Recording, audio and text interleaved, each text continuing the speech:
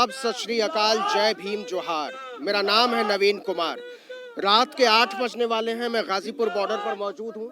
यहाँ किसानों का जो मंच है वो खाली हो जाने के बाद भी अभी बहुत भरा हुआ है और इस वक्त सरगर्मी अचानक से बढ़ गई है। कांग्रेस के प्रदेश अध्यक्ष अजय कुमार लल्लू हमारे साथ मौजूद हैं।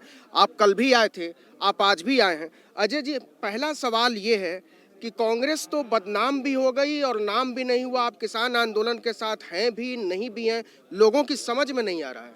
नहीं, देखिए, बड़ा स्पष्ट है कि हम पहले दिन से इस बिल विधेयक का विरोध कर रहे हैं। आदरणीय राहुल गांधी जी ने सबसे पहले संसद में इस बिल विधेयक के खिलाफ बोला, सड़कों पर बोला, ट्रैक्टर मार्च पंजाब में निकाला, हरियाणा में निकाला, उत्तर प्रदेश में लगातार इस बिल विधेयक के विरोध में, इस आंदोलन के समर्थन में, चाहे वो गाजीपुर बॉर्डर पर चल रहा हो, सिंधु बॉर्डर पर चल रहा हो, जो शांतिमय ढंग से किसान आज 68 दिन से आंदोलन पर है। 130 से अधिक किसान शहादत दे चुके हैं। इनकी जायज मांगों को मानने के लिए उत्तर प्रदेश में, चाहे जो हमारा बुंदेलखंड है, अगर महोबा में हमने आंदोलन किया तो लाठी चली, हमीरपुर में आंदोलन किया गिरफ्तारी हुई, ललितपुर में किया तो गिरफ्तारी हुई, बलिया में किया तो गिरफ्तारी हुई, अगर आजमगढ़ में किया तो गिरफ्तारी हुई, लखनऊ के गलियारों में किया तो गिरफ्तारी हुई। और निरंतर निरंकुश सरकार के दमन के खिलाफ कांग्रेस पार्टी ने यहीं से सवाल निकलता है अजय जी, जैसी घटना 27 तारीख को घटी कि सब जगह आपकी गिरफ्तारियां हुई, लेकिन अगर कल को योगी सरकार की पुलिस गाजीपुर बॉर्डर पर आती है और फिर से किसानों के साथ वैसा ही कोई हादसा पेश करने की कोशिश होती है, तो क्या आपकी गिरफ्तारी, आपकी पार्टी के नेताओं की गिरफ्तारी गाजीपुर बॉर्डर या टिकरी बॉर्डर या सिंघू बॉर्डर से होगी, या आप ट्विटर पर प्रेस कॉन्फ्रेंस करेंगे? देखिए, बड़ा स्पष्ट है, दमन के खिलाफ, सरकार के अन्याय के खिलाफ, किसानों के हित में कांग्रेस पार्टी खड़ी है। शांतिमय आंदोलन करने वाले किसानों के मांगों के साथ आवाज बुलंद करेगी कांग्रेस पार्टी। जो आपने कहा, इनकी गिरफ्तारी, जब पूरा प्रशासन सक्रिय था, कांग्रेस के जवानों ने निरंतर यहां आकर डटने का काम किया। दूसरे दिन सवेरे श्री हरेंद्र मलिक जी, पंकज मलिक जी ने मुजफ्फरपुर में बड़ा पंचायत के आयोजन में अपनी हिस्सेदारी तय की, साथ खड़े हुए। कल ही मैं यहाँ पर आया और जिस सरकार के तानाशाही की बात करते हैं, जिस सरकार ने मेरे ऊपर 3 महीने में 55 मुकदमे लिखे हो, 1 साल में जिसे 50 बार गिरफ्तार किया हो, वो मुकदमों से डरेगा? निरंतर आदरणीय राहुल गांधी जी के नेतृत्व में, प्रियंका गांधी के नेतृत्व में कांग्रेस का एक एक कार्यकर्ता इस किसान आंदोलन के साथ खड़ा है और इनकी जायज मांगों के साथ खड़ा है। इस कानून को सरकार को हर हाल में रद्द करना पड़ेगा। यही सवाल उठ जाता है कि राहुल गांधी भट्टा पर सौल जाते हैं, राहुल गांधी हाथरस चले जाते हैं, वहाँ गिरफ्तारी देने की कोशिश करते हैं, उनके साथ जो होता है वो सबने देखा है। सवाल है कि राहुल गांधी, प्रियंका गांधी या कांग्रेस के और बड़े नेता किसानों के बीच कब नजर आएंगे, जबकि दिल्ली की सरहद पर इतना बड़ा आंदोलन खड़ा हो गया है? मुझे लगता है, कल मैं आया, दीपेंद्र हुड्डा जी आए, आदरणीय हरेंद्र मलिक जी, पंकज मलिक जी ने मुजफ्फरनगर के पंचायत में अपना सहयोग किया, इमरान मसूद जी रहे, हमारे यूथ कांग्रेस के प्रदेश अध्यक्ष लगातार यहाँ रसोई चला रहे हैं, तमाम हमारे पार्टी संगठन के लोग निरंतर यहीं जमे हुए हैं, आम जो किसान हैं उनके साथ समर्थन में खड़े हैं।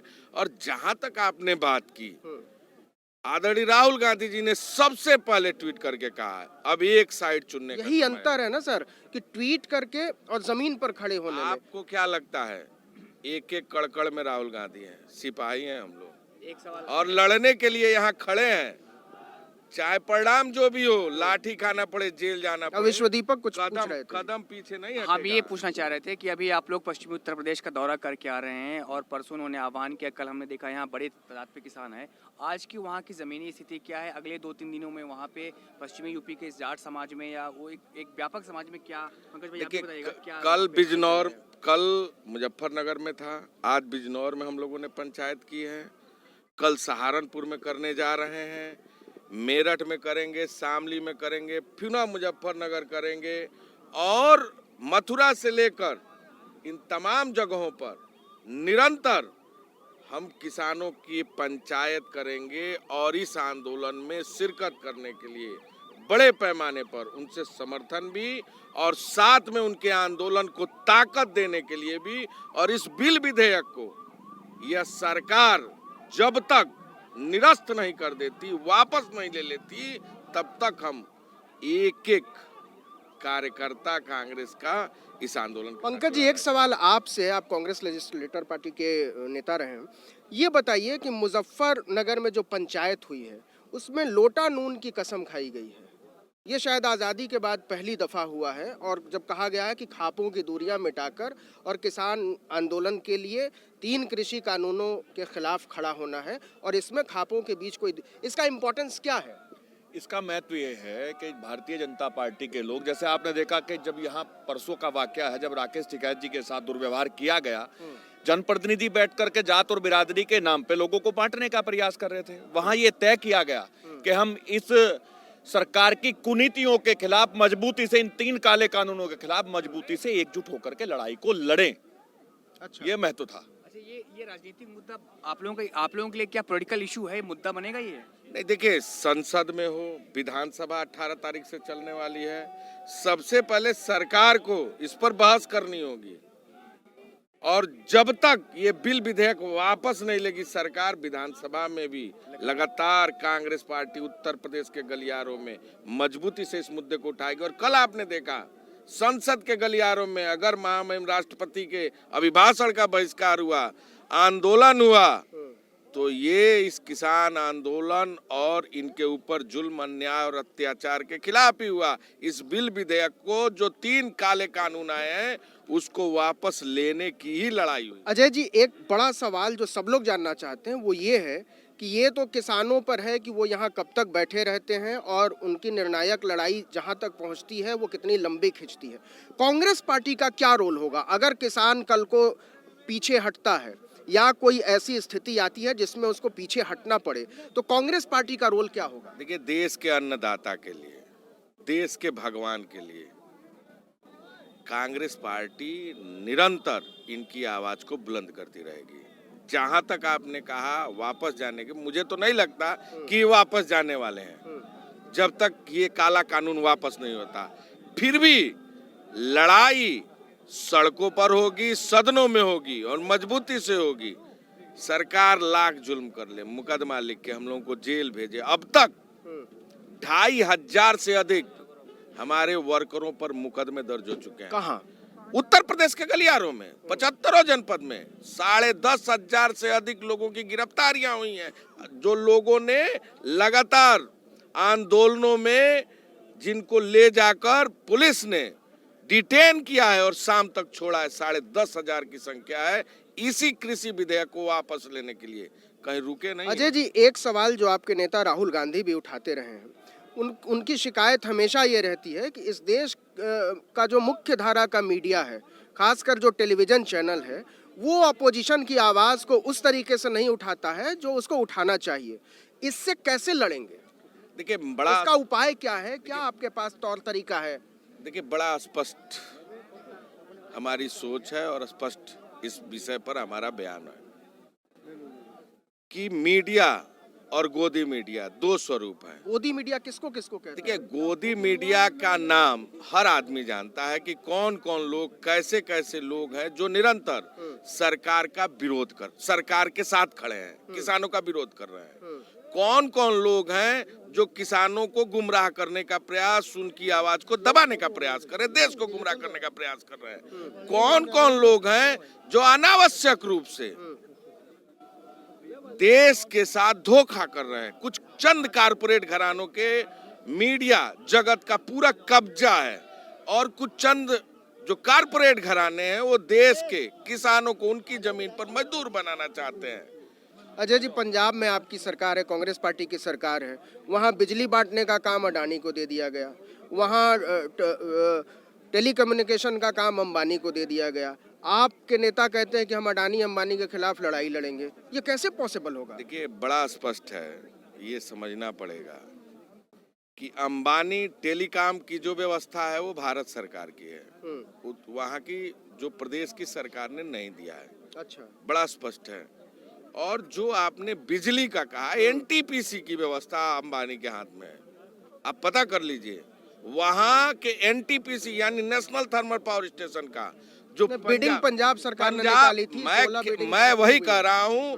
और पंजाब सरकार में अभी भी किसानों को किस रूप में बिजली और कम सस्ते दाम में बिजली देने की व्यवस्था है। आप उत्तर प्रदेश में अगर आएंगे तो किसानों की स्थिति बहुत ही बुरे दौर में है। 850 से अधिक किसान अब तक आत्महत्या कर चुका है। जो ये गन्ना लोग किसान- जानते नहीं है उत्तर प्रदेश के बारे मैं- में, तो कौन जिम्मेदार है इसके लिए? कौन नहीं बता रहा है कि उत्तर प्रदेश में किसान सुसाइड कर रहा है, आत्महत्या कर रहा है? पूरा उत्तर आप जमीन पर जा नहीं रहे हैं, आपके लोग पहुंच नहीं रहे हैं वहां जहां बीजेपी के लोग, आरएसएस के लोग पहुंच जा रहे हैं। देखिए, मैं बड़ा आपको बताऊं कि अगर आप चले जाएं उत्तर प्रदेश में, मैं बुंदेलखंड में गया था, जहां लगभग बुंदेलखंड का चाहे वो ललितपुर हो, हमीरपुर हो, बांदा हो, चित्रकूट हो, उन तमाम किसानों से जाकर मैंने व्यक्तिगत मिलकर उनकी वेदना में उनकी पीड़ा को जाना है। अन्ना जानवरों से परेशान है किसान। ओलावृष्टि, अतिवृष्टि से लोगों का फसल बर्बाद हुआ। 4 साल से बीमा कंपनी ने बीमा किया, 1 रुपया मुआवजा देने का काम सरकार ने नहीं किया। इतना ही नहीं, जो किसान धान क्रय केंद्रों पर धान लेकर गया, किसी का धान खरीद नहीं हुआ। 11,000 करोड़ से अधिक का गन्ना किसानों का बकाया है। और जो 14 दिन में भुगतान की बात इस सरकार ने की थी, भुगतान तो भुगतान, अभी भी बकाये के आस में किसान दर दर के ठोकर खाने पर विवश है। इन विषय को भी हम लोगों ने मजबूती से सदनों में, सड़कों पर उठाने का काम। अब जो एक जरूरी सवाल है वो ये है कि उत्तर प्रदेश में अब चुनाव की तैयारी शुरू हो जाएगी। कांग्रेस पार्टी का स्टैंड क्या होगा? आप फिर से मायावती, अखिलेश यादव के साथ जाने की कोशिश करेंगे? कोई नया गठबंधन बनाने की कोशिश करेंगे? अकेले चुनाव में जाएंगे? आपको भरोसा है कि आपका इस तरीके का आधार तैयार हो गया है, कार्यकर्ता तैयार हो गए, संगठन ढांचा तैयार है, या फिर अंत समय तक यही ऊहापोह की स्थिति बनी रहेगी जिस तरीके से पिछली बार हुई थी? उत्तर प्रदेश में संगठन सृजन अभियान आज कांग्रेस पार्टी के कार्यकर्ता कर रहे हैं। हमारे सारे नेता पदाधिकारी लगे हुए हैं। 8,143 न्याय पंचायतों में लगभग 7,500 से अधिक हमने न्याय पंचायत का गठन कर लिया है। आदरणीय प्रियंका गांधी जी भी निरंतर लोगों से संवाद कर रही हैं। मैं व्यक्तिगत 68 जनपदों में जा चुका हूं। हमारे उपाध्यक्ष श्री पंकज मलिक जी, सरीखे, चाहे हमारा जितने भी बड़े नेता हैं, जितिन प्रसाद जी हो, आरपीएन सिंह जी हो, श्री प्रमोद तिवारी हो, सभी लोग संगठन के ढांचे को खड़ा करने में भरपूर सहयोग कर रहे हैं। और संगठन के दम पर 2022 के लक्ष्य को कांग्रेस पार्टी हासिल करेगी। जहां तक आप सवाल रह गया अकेले मैं उसी पर आ रहा हूं। जहां तक आपने कहा गठबंधन की बात, हम गठबंधन करेंगे जनता के सवालों से, किसानों से, नौजवानों से, गरीबों से, आम आदमी से। उत्तर प्रदेश की जो बिगड़ती हालात है, व्यवस्था है, उनके तमाम सवालों से गठबंधन करेंगे। और निश्चित रूप से आम आदमी के बीच में उत्तर प्रदेश की जनता का आशीर्वाद, हमें भरोसा है कि 2022 में कांग्रेस पार्टी को मिलेगा। पंकज जी, एक सवाल आपसे है कि ये शिकायत है लोगों की और खासकर ओबीसी की कि सोशल इंजीनियरिंग में कांग्रेस पार्टी या अखिलेश यादव भी या बीएसपी भी कहीं ना कहीं पिछड़ गए। खास पिछड़ी जातियों को आगे लाने के चक्कर में दूसरी पिछड़ी जातियों को जगह नहीं दी गई और वो फिर बीजेपी के साथ चले गए, वहाँ वो ज़्यादा कंफर्टेबल महसूस करने लगे, हालांकि उसकी पॉलिटिकल पोजीशनिंग वो नहीं थी। इसका तोड़ कैसे निकलेगा? देखिए, कांग्रेस पार्टी सभी जाति और सभी धर्म के लोगों को साथ लेकर के चलती है। और आप हमारे संगठन को देख लीजिए, हर जाति, हर धर्म के लोग हैं, हर वर्ग के लोग हैं हमारे संगठन में। भारतीय जनता पार्टी इन सब अपनी खराब नीतियों के चलते, जिस तरह से सड़क पर किसान बैठा है, इन सब जात और बिरादरी की बातों को प्रचारित करने का काम कर रहे हैं। इस संगठन में हमारे हम जाति, हर धर्म के लोग हैं, शामिल हैं। और हमारे आदरणीय अध्यक्ष जी जो हैं, वो बिल्कुल मेहनत के साथ लगे हुए हैं। यही अरविंद केजरीवाल भी कह रहे हैं, वो कह रहे हैं हम उत्तर प्रदेश आ रहे हैं।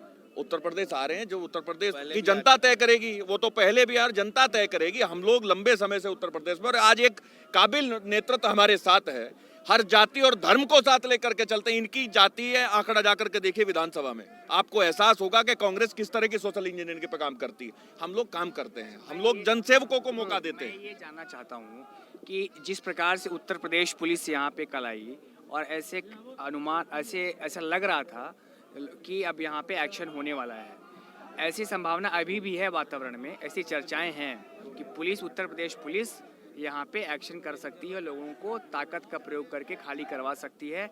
और सोशल मीडिया पे इसके समर्थन में ये कहा गया कि केवल योगी जी ही वो नेता हैं जो इन किसानों को, जो खालिस्तानी हैं, राष्ट्रद्रोही हैं, उनको खाली करवा सकते हैं। इस पर आपकी उत्तर प्रदेश कांग्रेस के अध्यक्ष होने के नाते क्या टिप्पणी होगी? सरकार दमन की राजनीति कर रही है, लोकतंत्र की हत्या करना चाहती है, आवाज दबाना चाहती है। अगर किसान शांतिमय तरीके से आंदोलन कर रहा है तो वो संविधान में उसका अधिकार है। भारतीय जनता पार्टी लगातार जिस तरह के कृत्य कर रही है, देश देख रहा है। पिछले दिनों अगर नौजवानों ने रोजगार की बात की, लाठी डंडे चले, उनको जेल की सलाखों में डाला गया। अगर मजदूर पैदल चल रहा था, मैं बस लेके गया, क्या किया इस सरकार ने? मुझे उठाकर 1 महीने के लिए जेल डाला। निरंतर जो सामाजिक राजनीतिक संगठन के लोग हैं, आवाज दबाना चाहती है ये सरकार। जिस तरह का दृश्य परसों की रात को था, जहां बड़े पैमाने पर फोर्स लगाई गई थी, गिरफ्तारी और डराया जा रहा था, धमकाया जा रहा था, लेकिन उत्तर प्रदेश का एक एक किसान, एक एक राजनीतिक, जो हम सब लोग उस पूरी जो वहां की स्थिति थी उस पर नजर बनाए हुए थे। पूरे हमारे पार्टी के तमाम वरिष्ठ और संगठन के लोग भी उस रात को यहाँ पहुंचे थे। सरकार लाख दमन कर ले, आवाज दबाने की कोशिश करे, हम सब लोग इस किसान आंदोलन में, जो शांतिपूर्वक आंदोलन कर रहे हैं किसान, उनके साथ खड़े। एक आखिरी सवाल अजय जी, और वो ये कि राहुल गांधी कहते हैं कि ये पक्ष चुनने का समय है, आप या तो इधर हैं या उधर हैं।